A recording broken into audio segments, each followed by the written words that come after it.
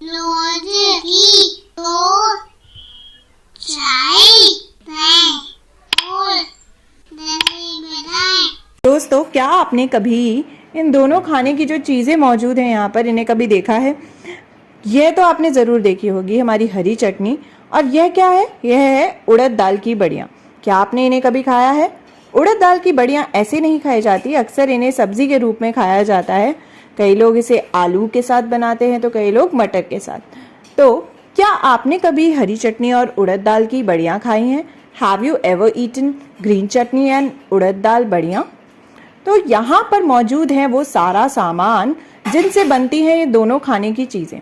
तो चलिए एक एक करके देखते हैं कि यह सारा सामान जो है आखिर कौन सी चीज़ को बनाने में मदद करता है।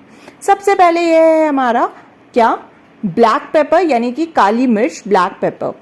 और इसका इस्तेमाल किस में होता है? क्या हरी चटनी में होता है या फिर बड़ियों में? हरी चटनी में अक्सर लाल मिर्च और हरी मिर्च का इस्तेमाल किया जाता है।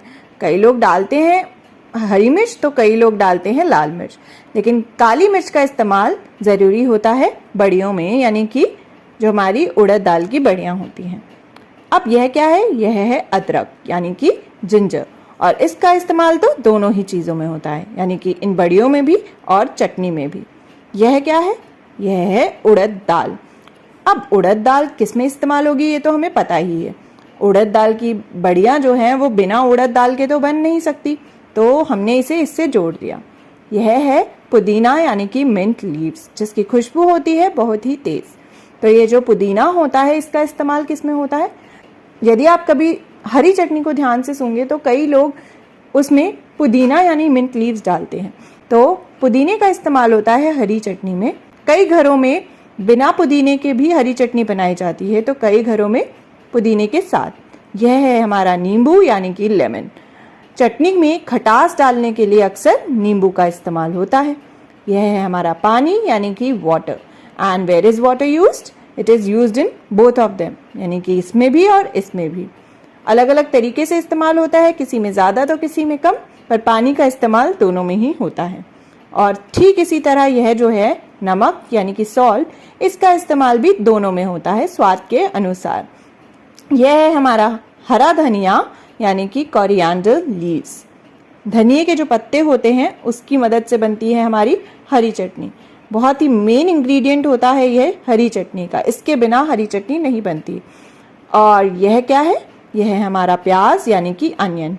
इसका इस्तेमाल भी होता है हरी चटनी में। फिर यह है हमारी हरी मिर्च, यानी कि ग्रीन चिल्ली। और अक्सर लोग हरी मिर्च जो है वो हरी चटनी में डालते हैं। और यह है क्या?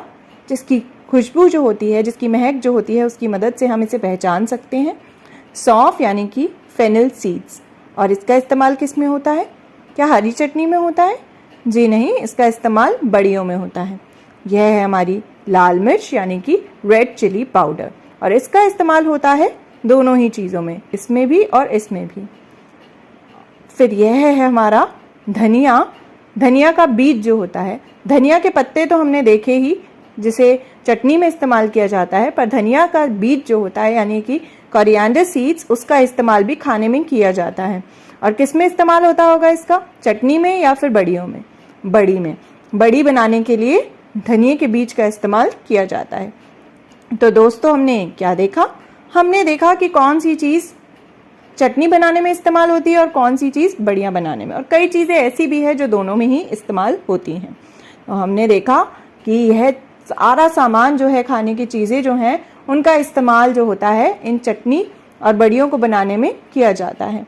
तो यह तरीका तो मैंने बताया जैसे मुझे मालूम है कि हरी चटनी और बड़ियाँ कैसे बनाई जाती है। आपके घर में चटनी और बड़ियाँ कैसे बनाई जाती है? How are chutney and badiyan made in your house? क्या आपके घर में भी हरी चटनी इसी प्रकार बनाई जाती है? और क्या बड़ियाँ जो है वो भी उड़द दाल की बनाई जाती है या किसी और चीज़ की? तो दोस्तों, पता लगाइए कि आपके घर में चटनी और बड़ियाँ कैसे बनाई जाती हैं। How are chutney and badiyan made in your house?